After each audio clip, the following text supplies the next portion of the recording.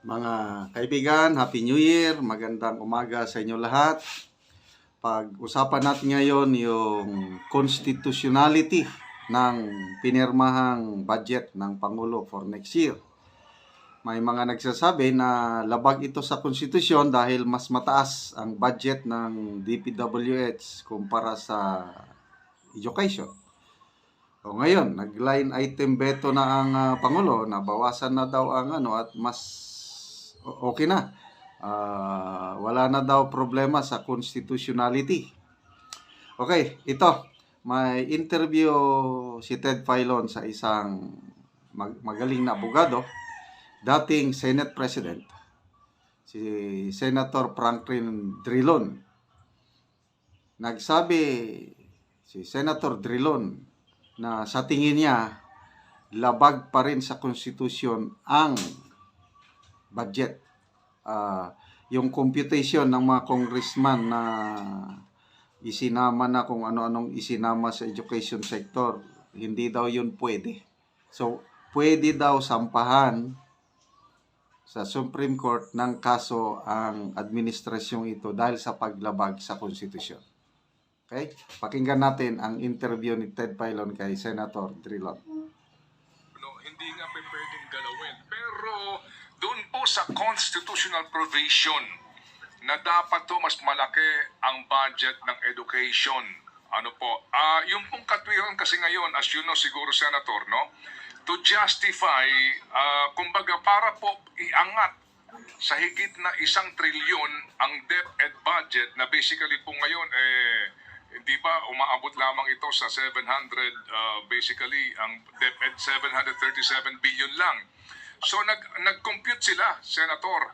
Sinama po nila dito bilang kasama daw po sa education sector budget, pati po ang Philippine, ito po yung Local Government Academy, ito pong Philippine Public Safety College, National Defense College of the Philippines, etc. Para lang ho, kumbaga, palabasin na mas malaki pa rin ang budget ng edukasyon kumpara sa public works. Ano po yung take doon? At then, pwede po yan na issue na dadalhin sa Korte Suprema. Yun. Dahil ngayon ko lang narinig yan. Traditionally, sa mga budget na nandun pa ko sa Kongreso, ang binibilang na budget ng education sector, yung sa DepEd, yung sa CHED, yung sa state colleges and university, yung sa TESDA. Ngayon ko lang po nakita na pati yung galing sa Philippine Military Academy, sa Philippine kung saan-saan, sinasaksak doon sa education sector. Alam po nila na may problema. Kaya isinama yung lahat ng mga remotely related sa education sector. Kaya ito po pwedeng dalhin sa Korte Suprema kung bibilangin po natin yung tama lang na DepEd, yung CHED, yung SUCs, yung TESDA. Itong apat na ito ang palagi nating tinitingnan nung nandun pa kami sa Senado.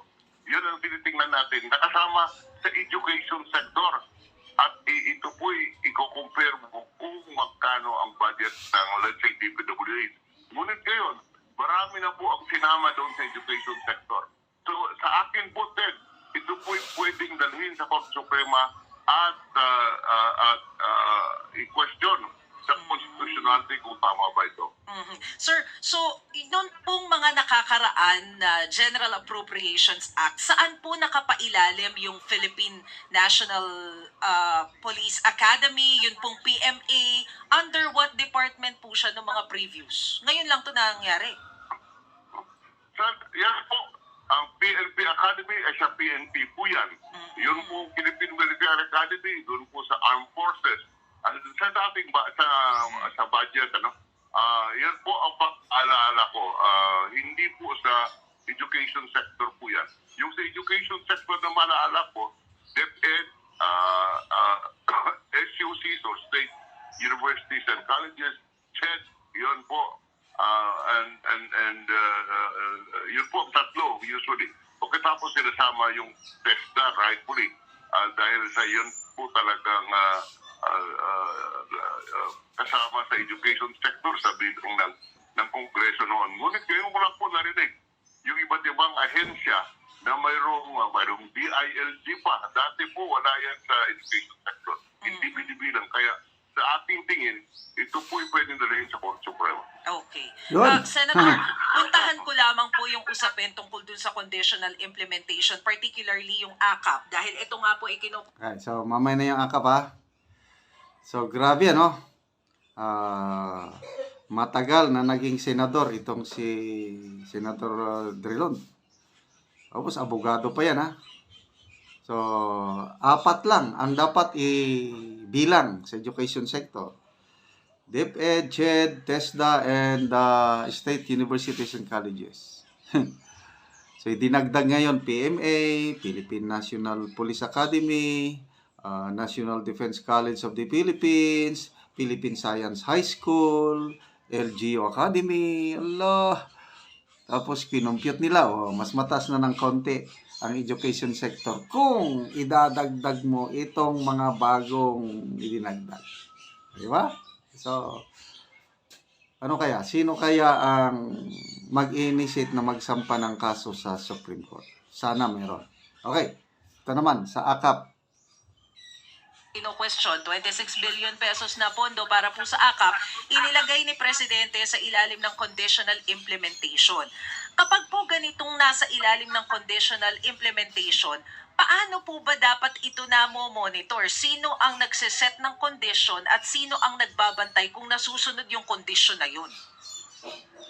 Sa ating sistema ngayon, ang nag-i-implement yan, ang ehensya, yung DSWD. Wala pong pre-audit sa ating sistema ngayon. Hindi, ngunit paglabas ng pera at paggastos ng pera, yan po ay subject ng COA. So, post-audit ang ating sistema. Hindi po kailangan ang pagbantay sa COA after implementation. Ngunit, Ayun. So, alanganin yung sinasabi nilang conditional implementation. Kasi yung COA, saka na lang mag-audit after na naibigay na yung mga ayuda. Paano tayo makasigurado na yung DSWD, DOLE, NEDA, gagawa ng matinong guidelines para ang makakatanggap, iyon talagang nangangailangan. Ang dami ng mga report niyan. Yung si Professor JC Punong Bakal ng UP, na-interview siya the other day ng ANC. Sabi niya, marami na siyang nakausap, mga kakilala niya, nakatanggap ng AKAP, mga kamag-anak daw ng mga barangay officials. So, paano natin masigurado? Si Professor Cielo Magno, ng UP, may challenge na siya sa Speaker of the House na ilabas ang listahan ng AKAP beneficiaries. Kasi, yan ang sabi ng Speaker kompleto daw sila ng documentation. Ilabas.